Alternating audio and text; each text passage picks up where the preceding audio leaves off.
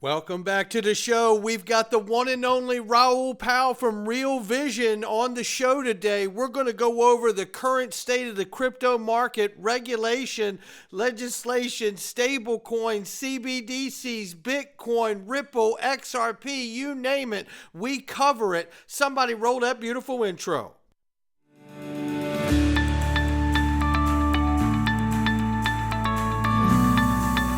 Digital Perspectives with Brad Kimes. Come on in.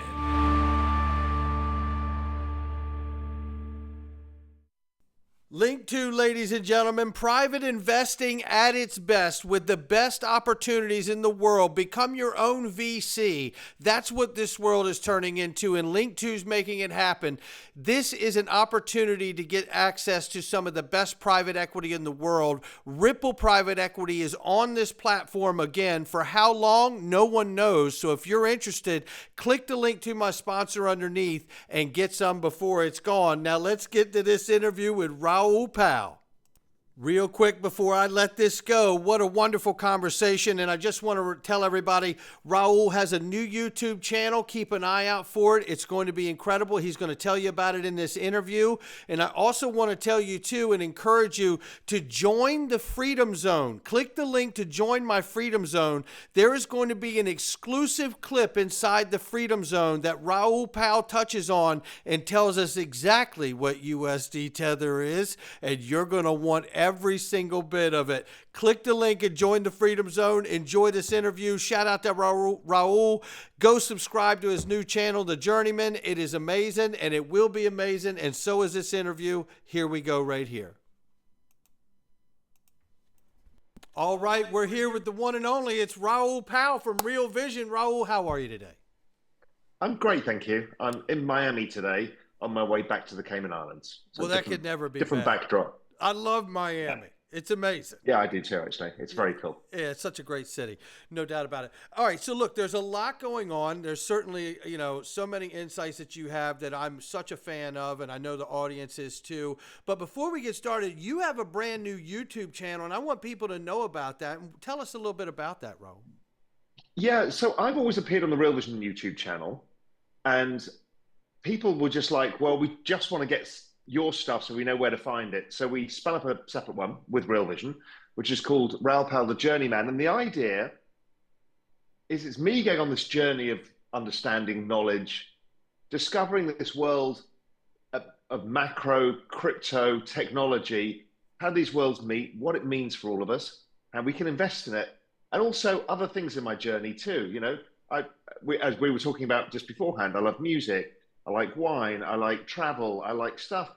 And so I want to bring people on and talk about that stuff too, wellness, all of the things. So it's my journey, and everyone's kind of invited to come along. We'll have some amazing conversations with some really amazing people. So just go to, on YouTube, it's just Raoul Pal, the Journeyman. Well, I certainly will, and I love music and wine. There's no doubt. We could certainly hang, Raoul, no question about it.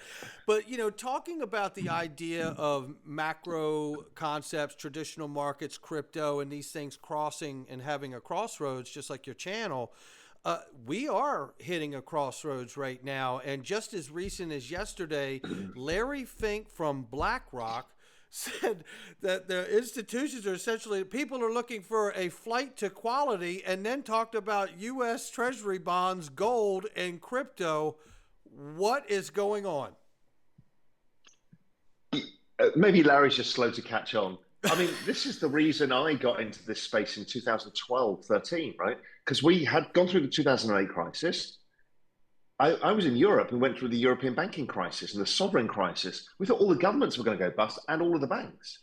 We had Cyprus, where they took all the money of people's bank accounts.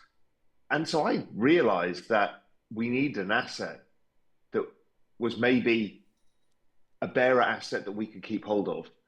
And the only one really was gold. And gold is not easy to deal with. It's big and heavy, and you've got to get somebody specially to store it and all of this.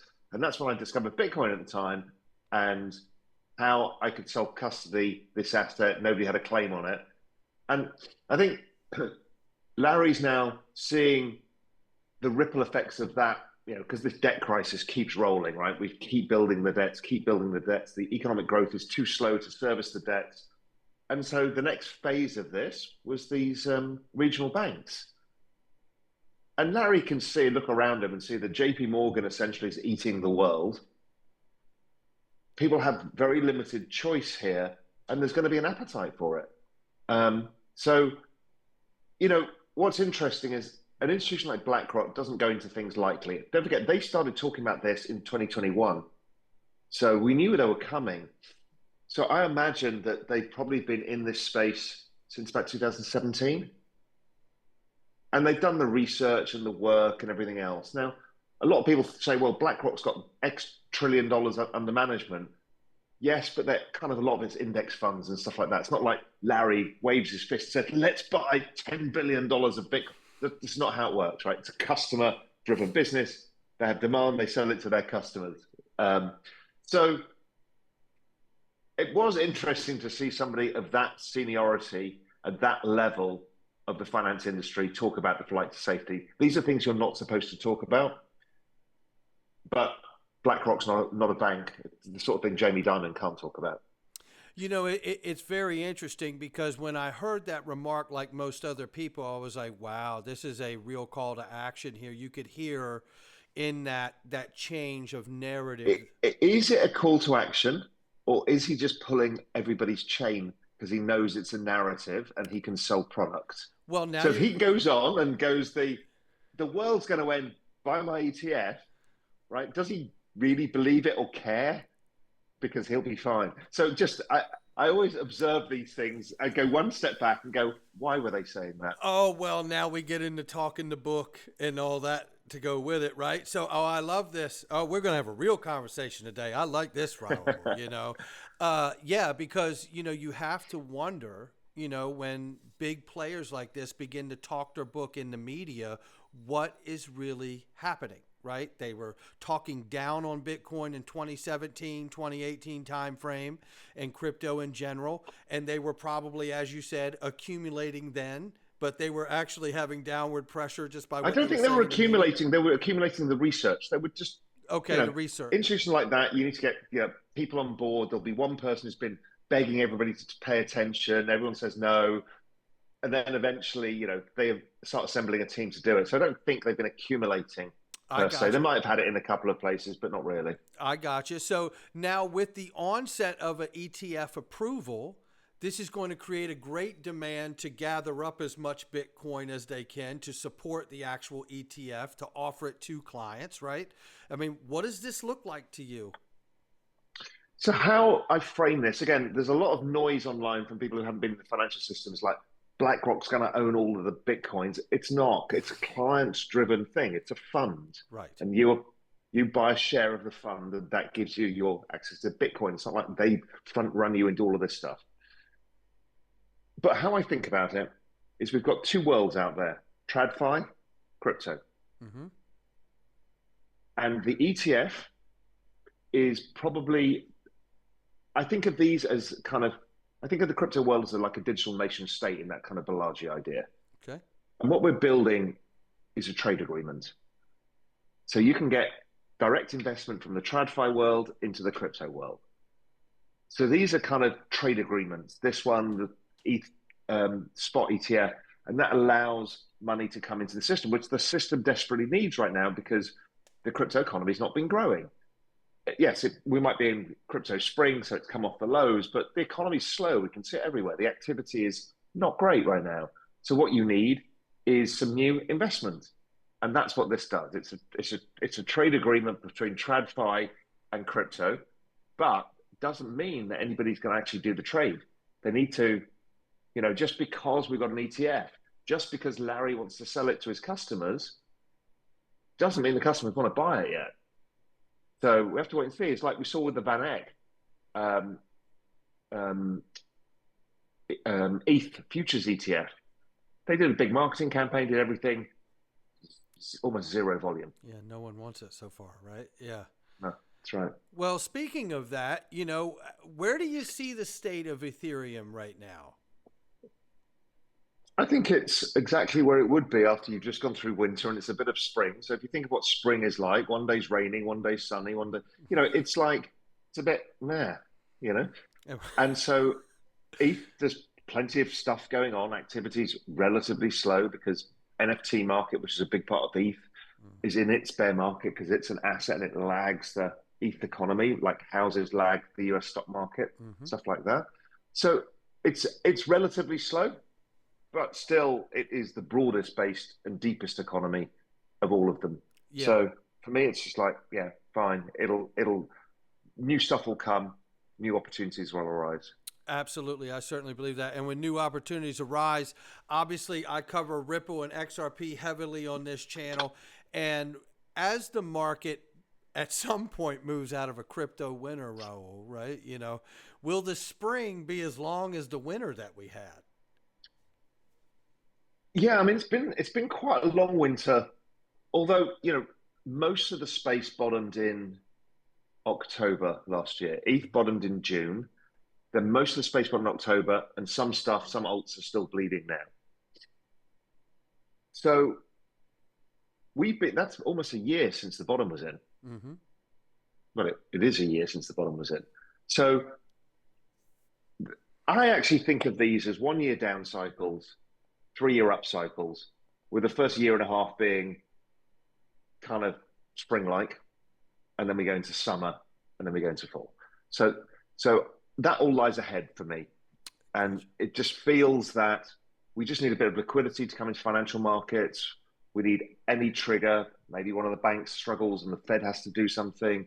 Maybe the Fed decide that, yields are getting too high now. We'll need to cap them with yield curve control. Or maybe they just see inflation falling fast and they start cutting rates. But all of that feels like it's coming into play, and the crypto market will start sniffing it out early. When you look at where we are in the market today, and obviously the previous cycles of bull markets and bull cycles and those things, will it be different this time in your mind? Because,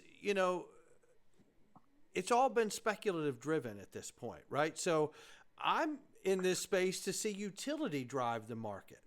It hasn't been speculatively driven. Well, yes, it hasn't, and no, it hasn't. So if I look at most of the larger blockchains, they all have some underlying economic value being transacted. There's transmission, transfer payments, transmissions, all of that kind of stuff in XRP. There's been lots of things from DeFi to NFTs coming out of ETH. Bitcoin is its own thing, the store of value narrative, et cetera, et cetera. So we see that it's just not broken out to the big application. Right. Don't forget, when I got into this space was 2012, I said, well, the financial system's going to go on blockchain rails. Here we are 11 years later, we're still not there.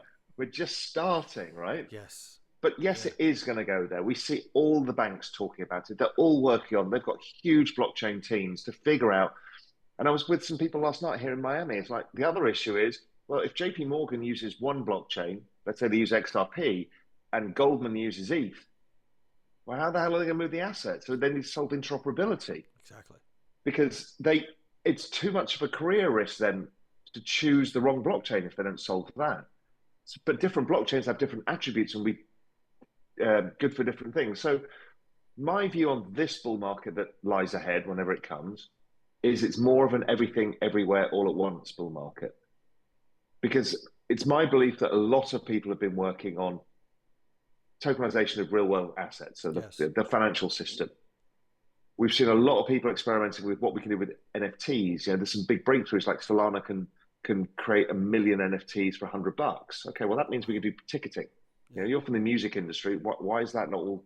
Why did the tickets that we stick in a drawer to prove that we went to an amazing concert 20 years ago, why is that not an NFT? Of course it should be. Yeah. And what can we do with that? Hotel rooms, all of that stuff. So we've got that with DeFi.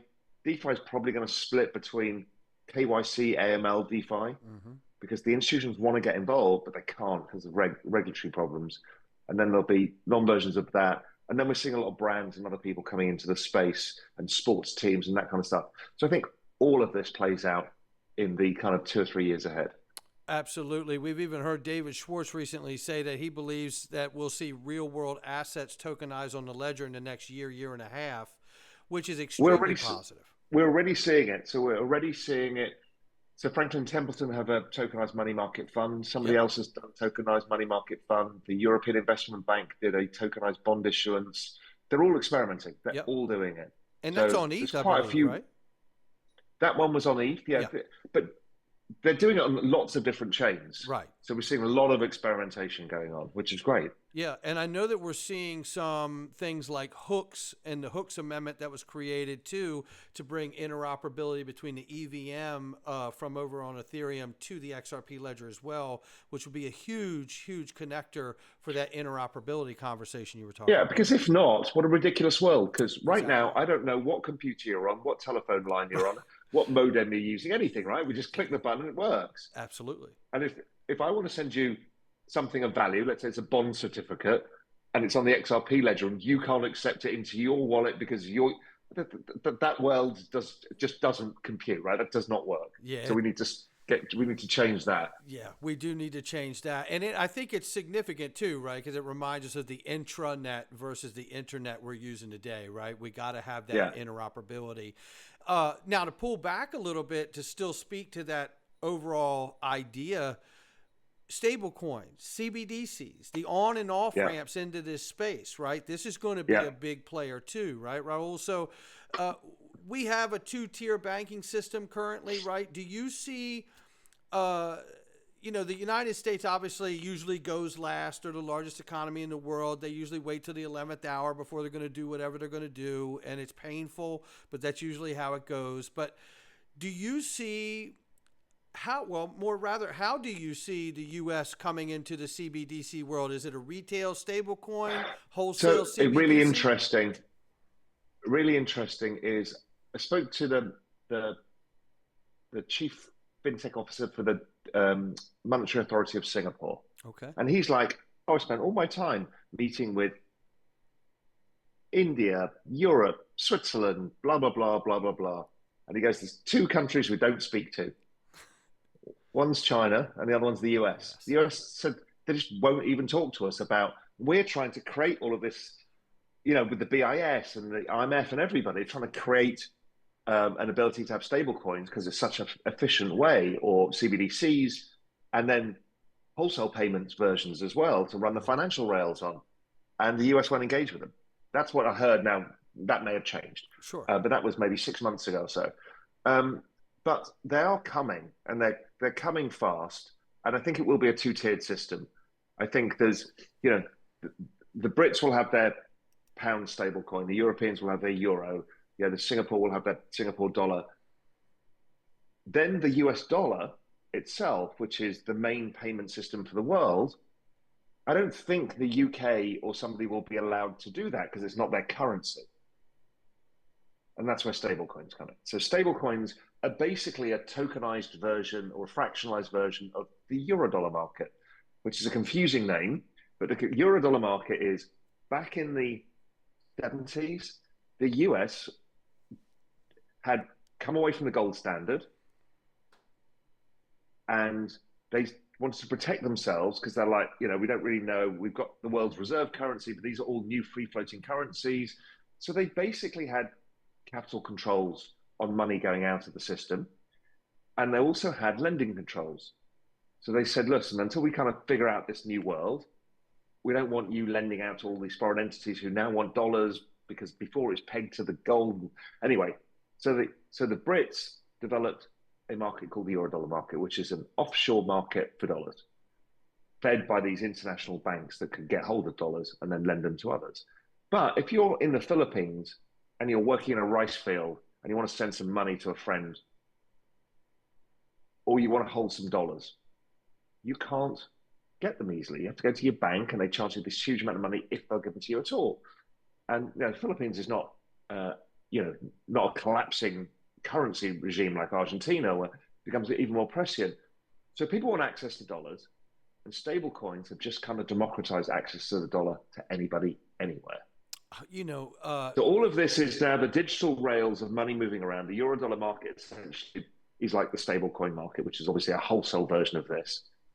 CBDCs just basically get rid of notes and coins and allow a lot of different use cases, and they should all interact with each other.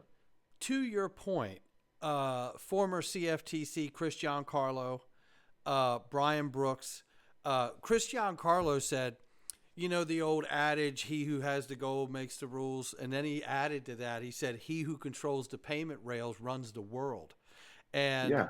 what a statement that was. And then Brian Brooks recently had said, to your point as well, that you could see if the design, basically paraphrasing, if the design was right on the introduction of a stable coin, let's say, right, and the integrity's there, the privacy, right to privacy, all those things like paper money, you could create, as he said, a revolution from below in these citizens and societies in other regions of the world, like you're talking about in the Philippines, where you currently see the BRICS coalition trying to go to their own currencies, for instance, and de-dollarize in a sense, right? But as Brian Brooks describes it, if you get something like a stable coin, right, the citizens will be like, no, no, no, no, I'm going to use this, and I'm not going to pull away from the dollar because it's so efficient and so readily available to me.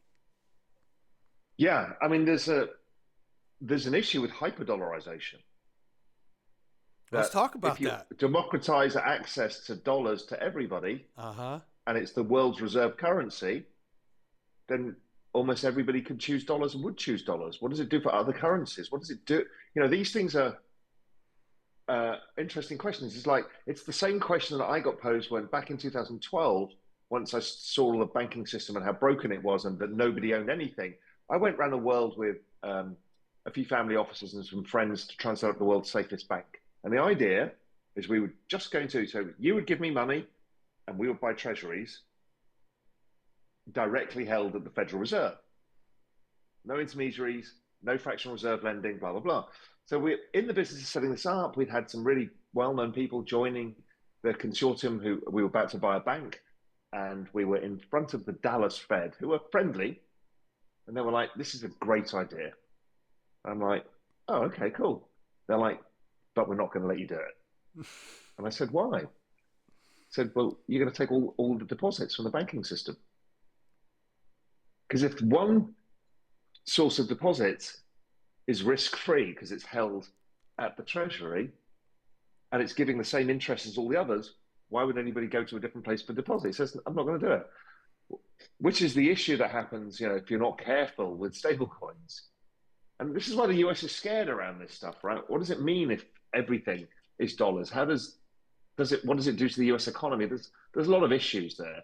Meanwhile, the Chinese, even the Europeans, are saying there's too much reliance on the dollar because the US can bully us for anything because it owns the payment rails. So they're like, we can get rid of SWIFT by doing CBDCs. So we should do that for a start because they shouldn't, because the pound is quoted against the dollar and against the euro, but it's on US payment rails. So even if they're trading with the Europeans, it's using SWIFT payment. The Europeans set up IBAN as a slight difference, but we can't have our sovereignty threatened by one person. You know, it's an interesting thing because, in fact, when I look at like the BRICS coalition and what they're moving to do, inviting Saudi Arabia this past summit that they had in South Africa, inviting Saudi Arabia, United Arab Emirates, Iran, you know, and they're scheduled to join in January of 2024. Now, if they do that, that would mean that 80% of the world's production, oil production, give or take, is now inside of that coalition. Now, what's interesting about that to me is the PetroDollar Agreement, right? We have this mutually exclusive agreement with Saudi Arabia and the OPEC countries that they exclusively trade U.S. dollar for oil inside that PetroDollar Agreement, which was put in place after abandoning the gold standard. So what I'm seeing is there is some kind of moment coming where a decision has to be made because Saudi Arabia just recently started trading in Chinese yuan through the Shanghai exchange for oil with China.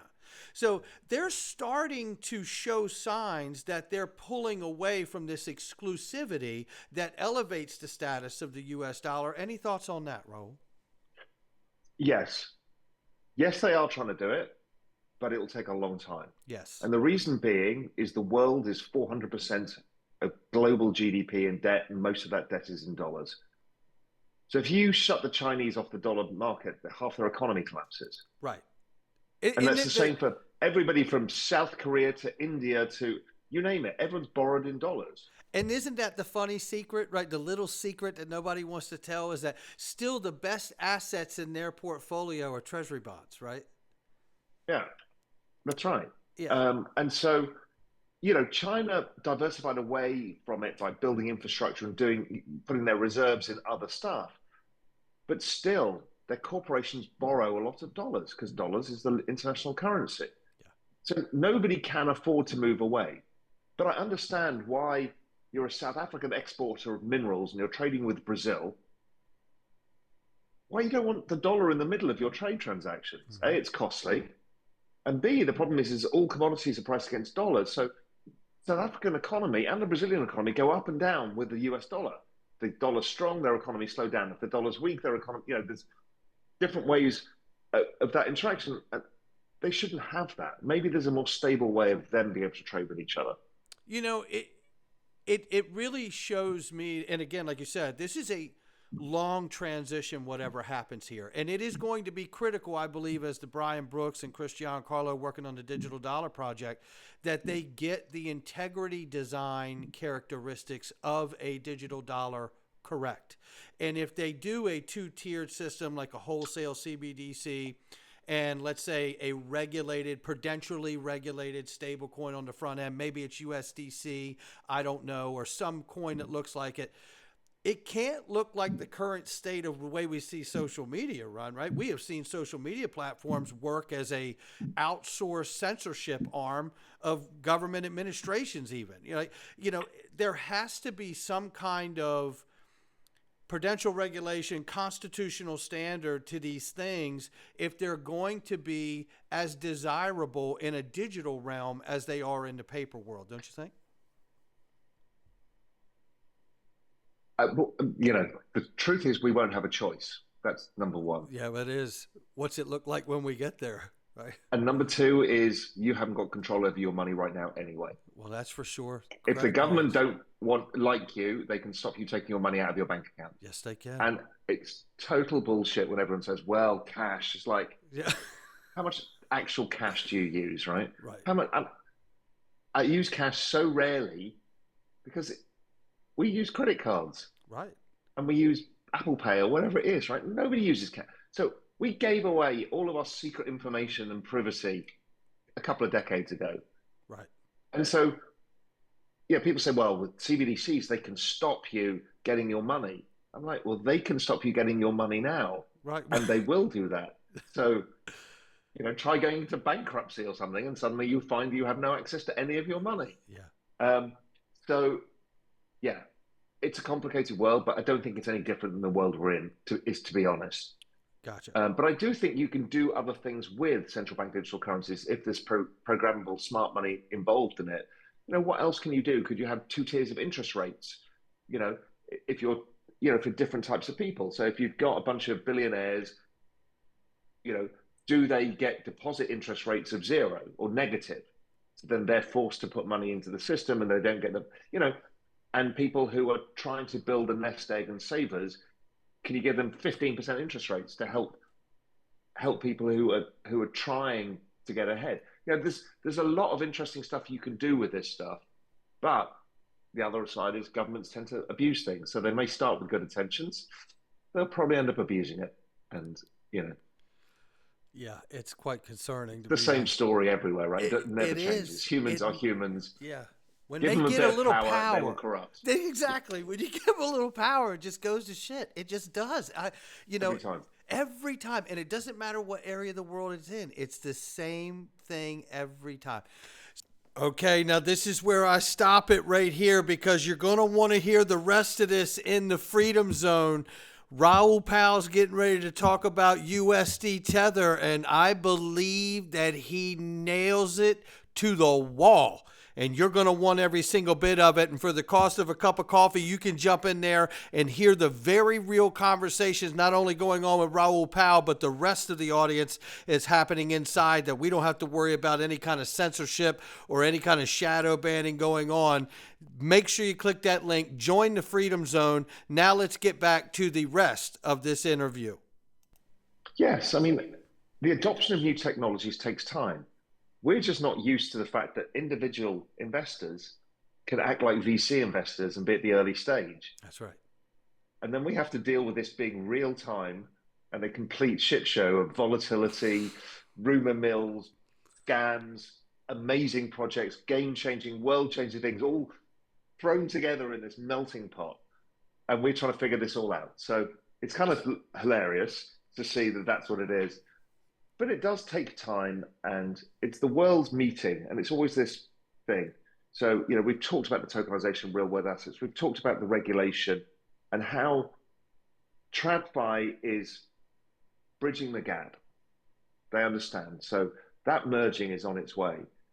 What you need to get to less volatility is this applications layer. You need the use cases and lots of people. Because right now, the markets are very small. So a sell order, even if it's just a random sell order because somebody has to do something, can move the market a lot. And then it liquidates these stop losses and blah, blah, blah. You know, so everything is like, everybody's screaming and shouting all day in crypto. That volatility will die down when you get more participants. So you've got more buyers and sellers in the market at every one day, which is like the AMM system we were talking about, is on XRP. But you know, there's a lot of people in the markets providing liquidity at all moments, different use cases providing activity. Once you've got that thing, you've got something much more mature. Absolutely.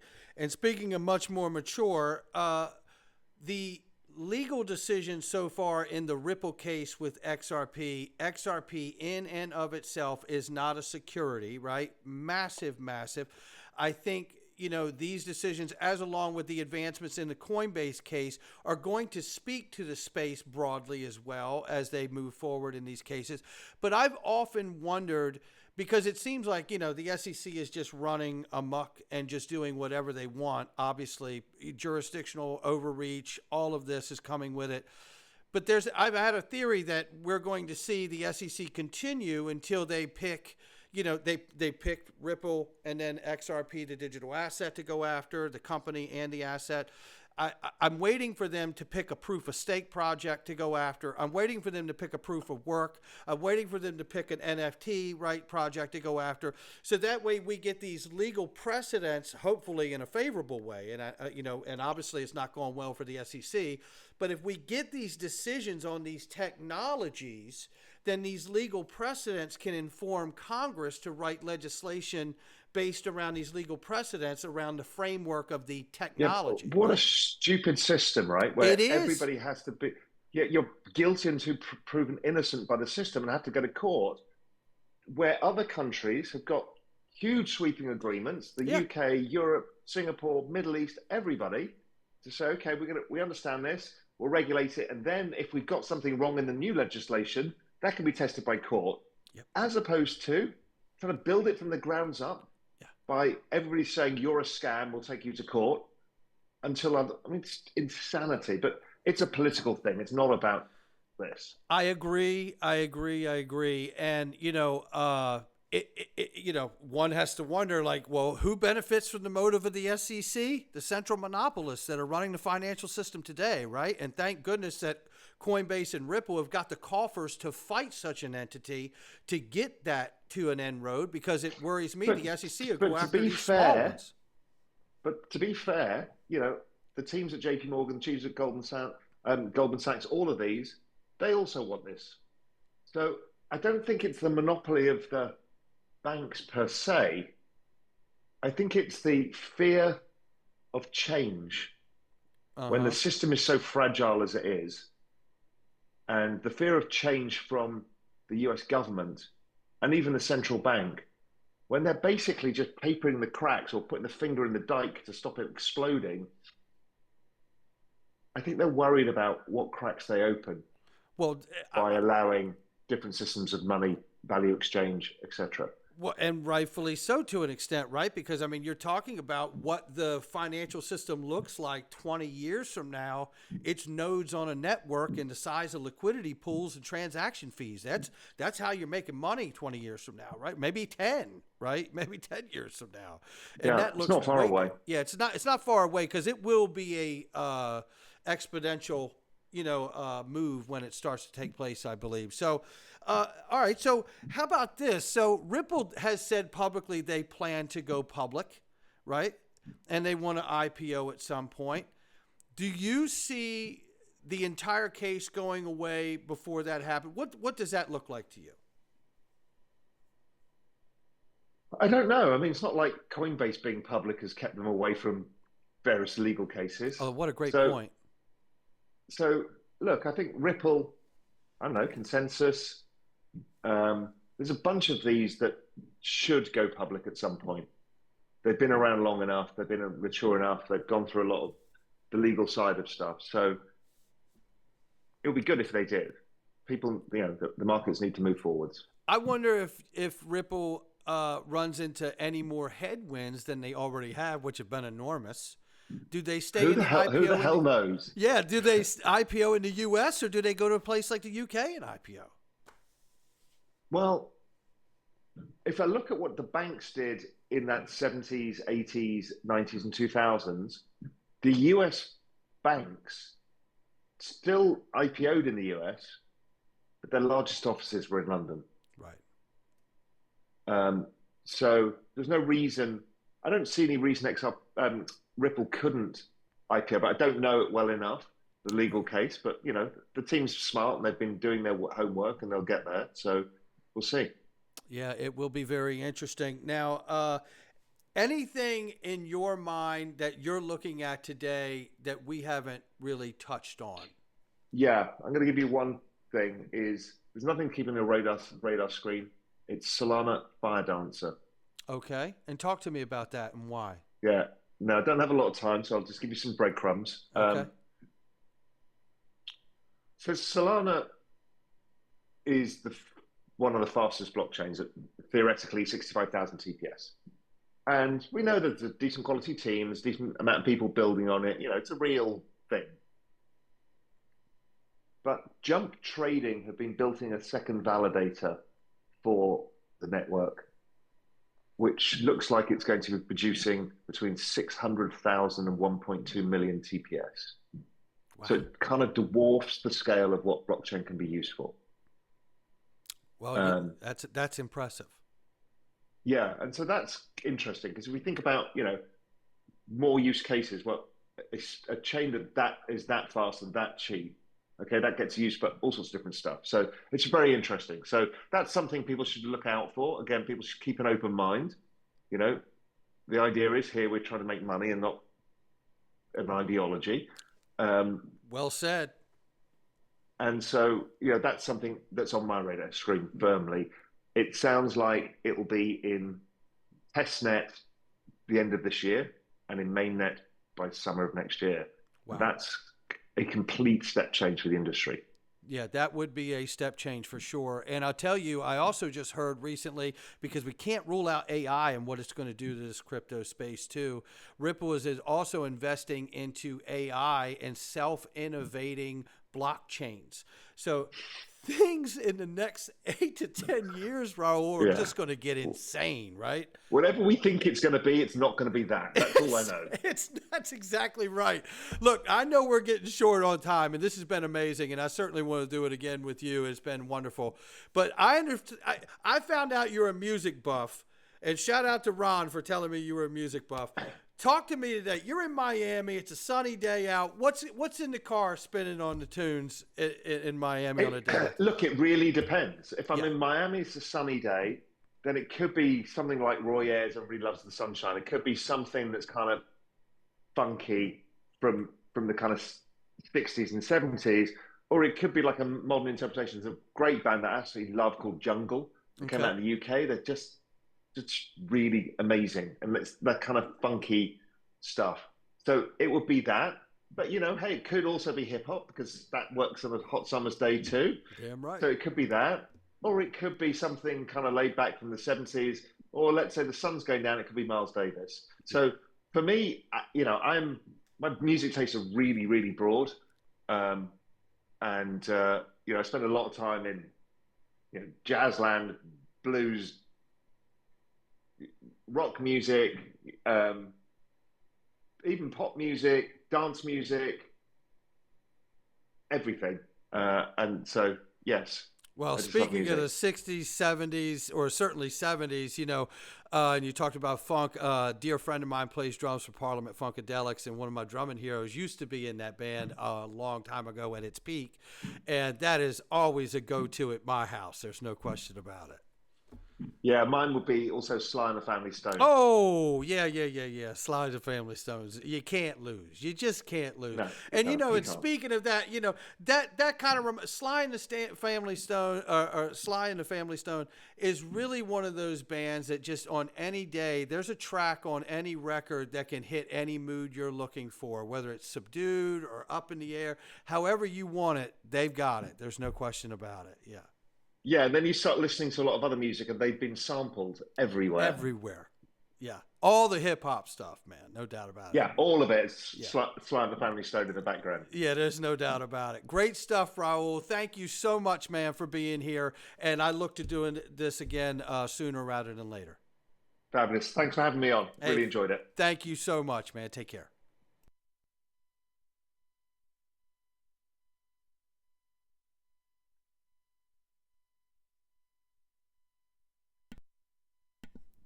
I just want to say thank you again to Raoul, and join us in the Freedom Zone.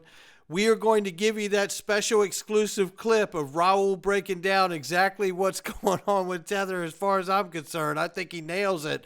You're going to get that and so much more. It's for the cost of a cup of coffee. We can make sure we can stay connected. No longer will we let censorship get in the way, ladies and gentlemen. I will see you on the inside. Talk to you then.